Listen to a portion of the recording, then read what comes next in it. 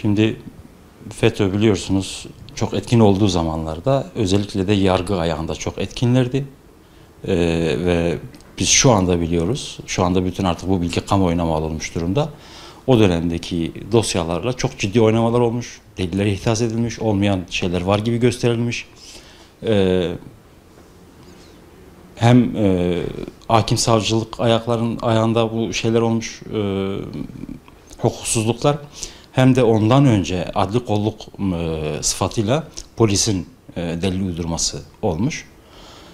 Tabii ki bu dosyaların yeniden ele alınması lazım. Bu FETÖ'nün mağduriyetinin dokunduğu camiaların başında geliyor olabilir Hizbullah ama hemen hemen dokunmadıkları kimse de kalmamış. Herkesi bir şekilde mağdur etmişler. Yollarına çıkabileceğini düşündükleri herkesi bertaraf etme amaçlı olarak bu yollara tevessül etmişler. Biz bunu bugün dediğim gibi bu bilgi kamuoyuna mal olmuş ama biz bunu bu hukuksuzluklar olmakta oluyorken de biliyorduk. O zaman tabii sesimizi duyuramıyorduk. Şimdi dediğim gibi madem ki bu bilgi artık kamuoyuna mal olmuş, bu bilgi hükümet tarafından biliniyor. Hatta zaman zaman hükümet birimlerinde çeşitli düzeylerde, bazen en üst düzeyde işte biz bu mağduriyetleri biliyoruz. Bunları gidermemiz lazım yolda açıklamalar oluyor ama bir türlü bu açıklamaların gereği yerine getirilmiyor. Şimdi haksızlıklardan rahatsız olmak bir anlamda iyidir. Yani bir vicdanın henüz ölmediğini gösterir. Eğer siz haksızlığın var olduğunu bildiğiniz halde ve elinizde bu haksızlığı bertaraf etmeye yönelik yetkiler de var iken hiçbir şey yapmıyorsanız bu iki türlü kötüdür. Bir, vicdanınızın sesini dinlemiyorsunuz demektir. Veya daha kötüsü, vicdanınız size söylüyor da siz onu takmıyorsunuz demektir ki bu daha kötüdür. Ondan sonra vicdan sesini zaten size duyuramazsa susar ve siz artık o zulmü kaldırmayan bir zalim olursunuz. Aslında yapılacak olan şeyler belli. Bu defalarca söylendi.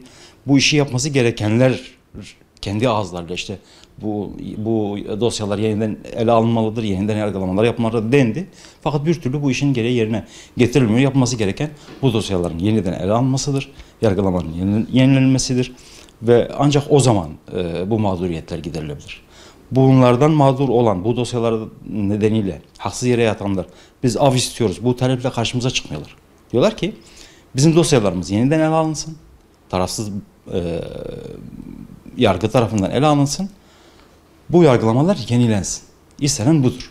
Ve bu yapıldığı zaman da görülecektir ki o vakit bugün artık ayyuka çıkmış bu hukuksuzluklar bu yargılamalarla hem tespit edilecek hem de bu kişilerin mazlumiyetleri en azından teslim edilecektir. FETÖ denilen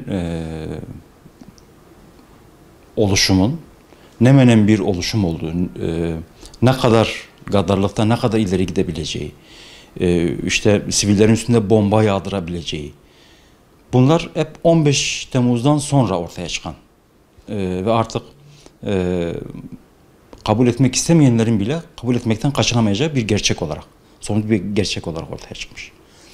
15 Temmuz'da halkın refleks olarak meydanlara çıkıp bu darbe teşebbüsüne dur demesini kimisi işte demokrasi şehidi falan filan bu şekilde isimlendirebilirler ama burada asıl olan bu grubun eğer iktidara sahip olurlarsa devleti ne şekilde batılı güçlerin eline teslim edecekleri, yani devletten beklenen nedir? Normal bir devletten beklenen nedir? İşte akıl emniyeti, nesil emniyeti, değil mi? Can emniyeti. Bütün bu emniyetler hepsi berhava olacak. Yani 15 Temmuz başarılı olursa, başarılı bir darbe gerçekleşirse. İşte insanların karşı çıktığı şey aslında budur. Yoksa demokrasiye çekenler çekebilir. Ama asıl olan insanların kendi yaşamlarına, kendi hayatlarına, kendi akıl emniyetlerine, kendi dinlerine sahip çıkmasıdır. Başarılı olması durumunda elinden gidecek olan değerler gitmesin içindir. Esas budur. Tabii bu 15 Temmuz'da sokağa çıkan insanlar bu mücadeleyi verirlerken kimisi hayatını kaybetti, kimisi yaralandı, sakat kaldı. İşte şehit statüsü tanındı bunlara resmi olarak. Gazi statüsü tanındı. Peki 15 Temmuz'da bu darbeyle mücadele edenlere bu statüler tanındı da henüz onların bu yüzü ortaya çıkmazdan önce, ama onların bu yüzü de var iken onlarla mücadele olanların durumu ne olacak? Geçmişte onlarla mücadele edenler veya FETÖ'nün kendisine tehdit olarak gördüğü kişiler nasıl bir statüye kavuştular? Terörist statüsüne kavuşturuldular. Vatan haini statüsüne kavuşturuldular ve onların, tırnak içinde bu statüyü kullanıyorum, onların bu statüleri halen daha devam etmektedir.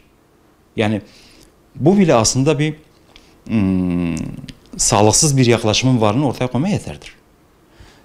Burada gözden kaçan o dönemdeki mücadeleyle geçmişteki işte mücadelenin aslında aynı menşeye oturtulması gereğidir. Bu gözden kaçmaktadır. Yeni sistemde işleyişin nasıl olacağı tabii bir soru işareti birçok kişi için. Bizzat bu yeni sistemi yürütücüler tarafından da aslında bir belirsizlik söz konusu. Esasına bakarsanız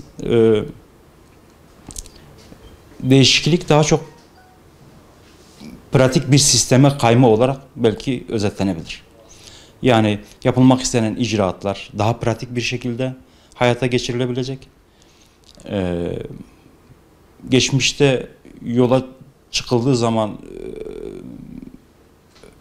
engel olması muhtemel engeller ya çıkmayacak ya çıktığı zaman da bu engeller kolay bir şekilde bertaraf edilecek. Bürokratik engeller daha az çeldirici bir rol üstlenecek veya olmayacak. Bu yeni sistemde ben şunu yapmak istedim de yapamadım gibi bir mazeret artık geçerli olamayacak. Dediğim gibi bu yapabilirlik noktasında düğümlenmiyor. Yapmak istemek ve istememek noktasında düğümleniyor. Bizce de bu mağduriyetlerin giderilmesi isteniyor ise aslında şimdiye kadar çoktan giderilmeliydi. Bunu düşünmek istemiyoruz ama bu mağduriyetler giderilmek istenmiyor şeklinde bir noktaya da artık kaçınılmaz olarak geliyoruz.